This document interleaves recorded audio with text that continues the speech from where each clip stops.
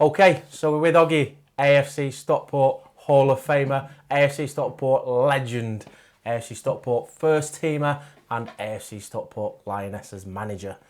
Everybody at the club knows you, Oggy. Something somebody said to me not long ago was, why AFC Stockport? Why are you here for so long?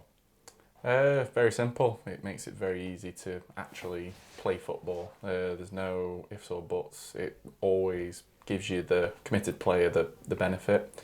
And it's just been one of those of I've never had any reason to leave. Okay, so something that I've always liked and appreciated whenever anybody talks to me about you, I always say there was a stint at AFC Stockport where it started off so well and then it went downhill massively, like really quickly, if you remember. Yeah. And all the people that played for me as a first team manager at the time sort of left within 3-4 months after I jacked it in. And you stuck around, and there was people like Tom Williams, Matt Skinner. They all went to different teams like Norris or Stockport Georgians at the time and stuff like that. And these were the people that you sort of bonded with when you first came to the club. So why did you not go for an easier life instead of playing under different managers where you found, let's be honest, the football was hard. You sort of stuck at it from day one, and that was quite early on. It wasn't like you'd been here 6-7 years and you was trying to hit the 10-year club. You stuck at it from day one. So why did you stay at it? Just like what the club brought, the actual atmosphere, because it wasn't just the team. If I just came here for football, it could have quite easily been different in terms of going finding football here, there and everywhere. But the fact that there's multiple teams and it was growing and everything else like that, I just liked the way in which it was going. I thought, may as well stay here, I can make my name here and I'd only be starting again somewhere else. You definitely made your name here, though, haven't you? A little bit. And I don't think most people know this, but you were never called Oggy, was you? You hated it, didn't you? So in junior football, I didn't like the name Oggy. I used to actually purposely foul someone if they called it me in junior football, but the age of 17 coming up against 26-year-old lads that are bigger, stronger and probably pummel me if I decided to hit them, kind of scared me out of that, and it ended up sticking. But now it's a name that if someone calls it me, I know they're directly from football. And like for me, when we have presentation nights and stuff like that, I think it's quite amazing that you're one of the very few that when you win an award, and you win quite a lot, when you win an award, like the place goes nuts and they all shout Oggy, Oggy, Oggy. Yeah, well, it helps that I have a chant that's obviously very easy for everyone when they're a bit intoxicated to cheer and go a bit nuts, but no, it's good. You're trying to say we drink a lot. As a club, yes. Pres nights, do you love Pres nights? Yes. Do you think, like for me, all the way through the year, we have 4 events every year. We've done it for so long now. But for me, presentation night is the pinnacle, and everybody wants to win. But what do you think about it? What do you think about the atmosphere and all that kind of stuff?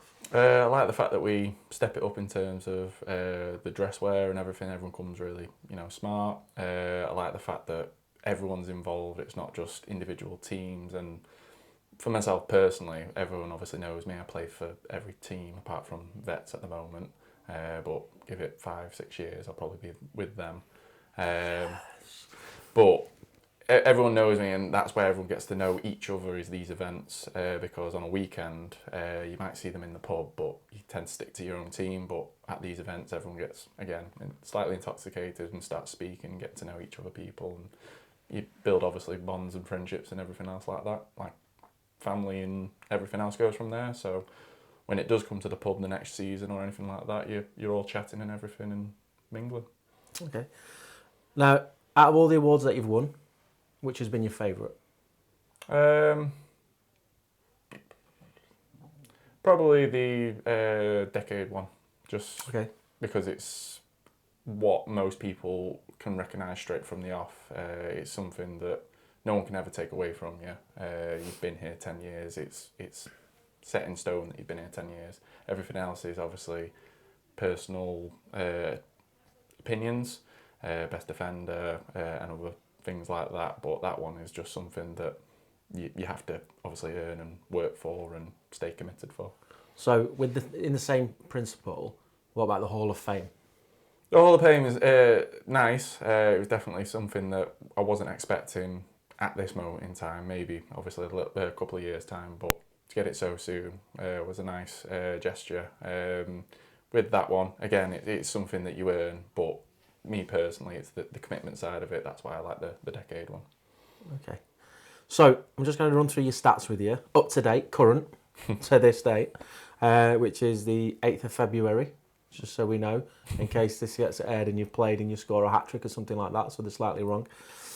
But the one thing for me is you can look at professional footballers, semi-professional footballers, all those kind of people, and having someone who stays at a club for so long, you see it's hard. Like, people get massive recognition for the amount of games they've played. You've played 374 games for AFC Stockport across all different formats, first, Sats, and so on. Do you remember the story of how you moved to the first team? Do you remember how that came across? My understanding of it was I was playing for the reserves, wasn't getting played. You and Stuart Connell had a chat about me playing for the reserve, not playing for the reserve, should I say. I thought, well, if they're not playing him, we may as well take him. And then it just grew from there.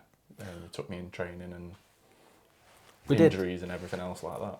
Yeah, so I think I played you on the wing, didn't I, the first game? Yeah, and I was incredibly ill as well. I was had a heavy cold. Oggy on the wing. Did one run and ended up on the floor in a starfish and had I can't remember who it was now, but Carl. It was Carl. Carl Bird. Yeah, shouted over to you and went, "Who's this kid you brought down? He's dead after one run." It's not like Birdie, that. I have an opinion. So the story is, you're pretty right. So you were part of the reserve team, and you were on the bench, and I'd clocked you at training the week before, and I said to Stuart Connell, another AFC legend, I said to Connell, "You got to see this kid playing for the reserves. His quality." Obviously, I was wrong. No, I'm only kidding. It said his quality. And me and Stuart watched you at training. So we actually came away from our training session and watched you for about 5-10 minutes. And I said, I want to get this kid in the first team.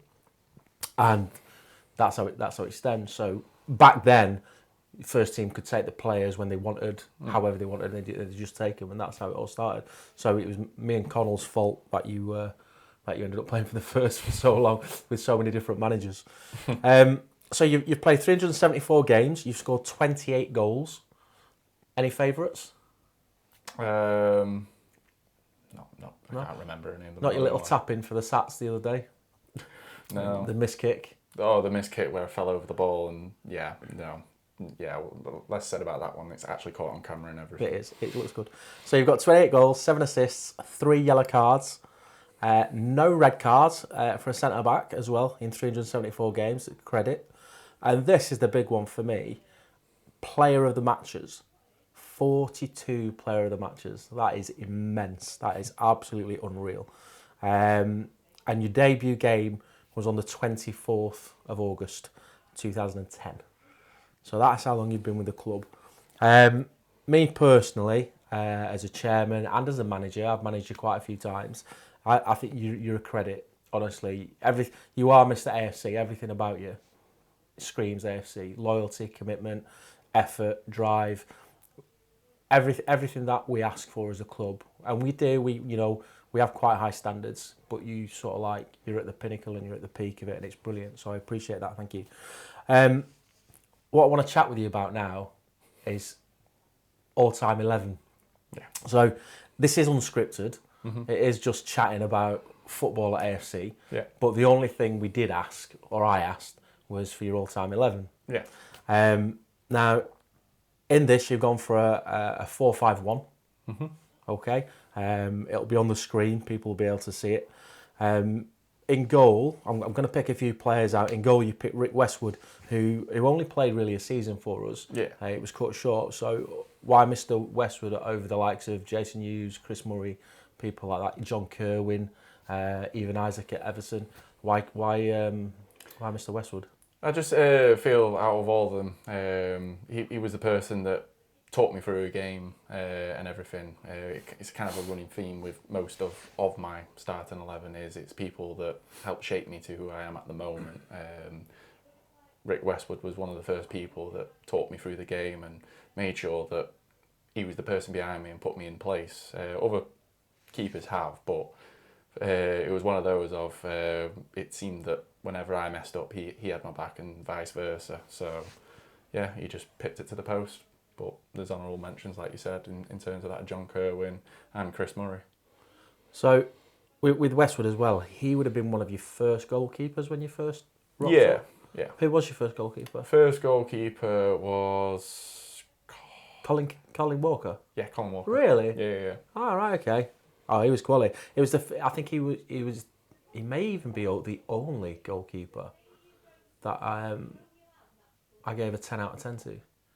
We played a game once at the uni pitches. I think it was a cup game, and we won 3-0. And if it wasn't for him, we wouldn't. We'd have conceded and we'd have gone out. It was in one of the like Umbro tournament things that we went to. So at left back, you've got Dave O'Regan, who again spent one season with us. So we've had quite a few left backs, quite a few decent left backs. You've played left back yourself. Big Stewie's played left back as well. Why Dave? So Dave, again, same theme of he came in and he basically drilled into me in that one season the importance of just talking everyone through the game, making sure that giving each and every player around you that extra yard of basically telling them that they will make it, even if they might not, but giving that little pump up. And again, he would talk through the game, he'd understand where his positioning is, he'd let me know where it is in case I needed to head the ball, if I needed to clear the ball. He talks as much as I do on a pitch. So when it came to it, me and him would just be commentating on how we're defending and making sure everyone gets in line. But at left back, again, he is the best left back that I've played with. Calm on the ball, strong in a tackle. Honestly, he just, like I said, made the game look simple and always calmed everything down when we needed to and played that 1-2 football. And he came from knowing no one, did he? He just came to a training and then stayed for the season, played really well. We can't leave. I know you've got yourself in the centre back position, but I'm not asking why. The stats say it all, but we can't leave the defence without talking about the salmon, salmon that is Connell. Stewie Connell. Got any good stories about him, or it was immense, wasn't he? It was one of those of he was a player that used to really challenge me for a header, but he'd be a good foot below me, but somehow still managed to get up near where I'm trying to head. And it's not that I don't jump off the floor or anything. I can jump quite high, but Stu just seemed to match me. And you look at him, and like I said, it would just be little and loud when it came to us. So. Yeah, he was great, and again, talks everything through, always had positivity and everything, and really got everyone in the mood for it. He just went on holiday a hell of a lot, so didn't get to play with him as much as I did. He did. Yeah, I remember that. Yeah, he used to go away travelling to India and everything like that, and he'd just come back. Do you know he came into my house once? He just walked into my house with a balaclava on while I was asleep on the sofa, thinking he could scare me. Sounds about right. So. In midfield, there's gonna be a name in there that everyone's gonna sort of like eyes open. Why is this person in the midfield? But I mean, for one, obviously, because they're known to be more of a defender than a midfielder. And I will state, hand on heart, a 1,000,000% as well. She's the best female footballer we've ever had at the club, and that's Hayley McVean. Yeah. Why have you got her in a defensive mid? I just think she had the quality to be there. It's one of those of I'm not shifting myself out of centre back, sorry, and she would beat me in centre defensive mid position that I put her in all day long.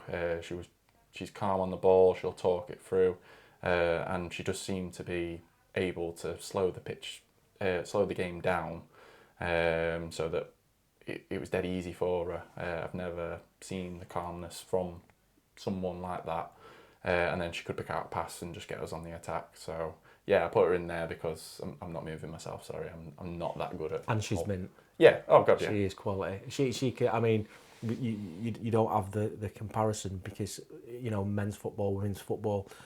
This is where there is no men and women. Like H can compete with anybody, Yeah. especially at this level, and she was quality. We'll go to one more person because obviously we only have the 20 minutes. Yeah. So we'll go to one more person, and we can't go the whole 11 without talking about the legend himself, the goal machine, Rick Williams.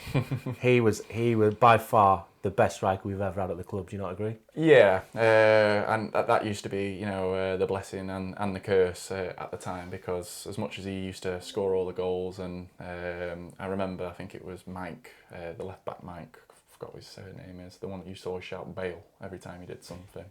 You go, oh, I get bored with playing with Rick because all he does is score. Is it Mike Williams? Or... Yeah, Mike Williams. Yeah, Mike Williams. Yeah, he used to absolutely just be like, oh, really get bored. It's like, I want to play football, but you just give it Rick, and the next thing you're kicking off for, the next play because he's just banged it in the back of the net and got a bit boring. And I did actually echo it for a little bit because it was, oh, I've won the ball, I'll pass it to Rick, and just kind of like sit there and wait for him to just put it in the back of the net. Do you know what I loved about Rick was he was so passionate about scoring goals, and I remember him telling me that he would watch professional footballers, and then he would try. He would go to training, but then he would try something that he's seen in a video in a game. Definitely. And like even Toby now, he says to me, like, he looks back at old videos. He knew Rick was good, but then when he looks back at old videos and he sees him drop a shoulder or something like that, it was amazing. Yeah. And I would argue with anyone who doesn't have Rick Williams, who knows him, in the all-time 11. So that's brilliant. So we've got your all-time 11. That's for everyone to see. There is different people we could talk about. Obviously, we are limited on time and stuff. What I'd like to talk about now with you, just very briefly, is the current first team. Yeah. So you've got manager Nicola Gray. Yep. She's into her second full season now with us. Already silverware in the bag last season. Yep. With a subsidiary cup. How are you finding it with the new batch, which is probably a bit weird for you because you used to be the youngest, and now there's a lot of younger players. Yeah. Since Nick's taken over, I've gone from being the second youngest to the, I think, third oldest now. So she's definitely changed it up, freshened it up, and everything. So I've taken, without shadow of a doubt, the more senior role, even though I don't feel senior, of just making sure everyone's level-headed and try and bring that calm, even though if you've seen me play football, it's a bit erratic. But no, she's changed it up, freshened it up, brought in new ideas in regards to this. But no, it's a young team, and again, they're making me feel old. Oh, we'll just go on to Instagram just while we've got a bit of time left. We had a couple of people ask questions for you. Obviously, tongue in cheek and everything with some of them. We got Pooley, your teammate. Yeah. He had to say something, didn't he? Mm-hmm. You was out of the Urmston game, the 4-4 draw. He said, what was the official injury that ruled you out of the fixture against Urmston? I wasn't fit enough to play. And then we had Ash Art Install, I think it is, behind the flasher, it says on Instagram. If you could add any WSL player to your squad, who would it be? It would be the person that I actually went to college with, Daniel Turner, or Dan Turner. From Villa. From Aston Villa, centre-back at the moment. But yeah, bring her in. Always had a good rapport with her. Bring her straight in, and she always took like a leadership role, so she'd definitely sort out. She's decent, isn't she? Oh, God, yeah. She is decent. I follow her on Instagram as well. She's absolutely quality. Okay, this has been unscripted. And honest, I couldn't have I couldn't think of anyone other than yourself to get in for this, for the very first one. Everybody at the club knows you. More importantly, everybody at the club loves you. In one of the newsletters that we did, I think we stated you're a proper gentleman on and off the pitch. And I don't think anyone can argue with that.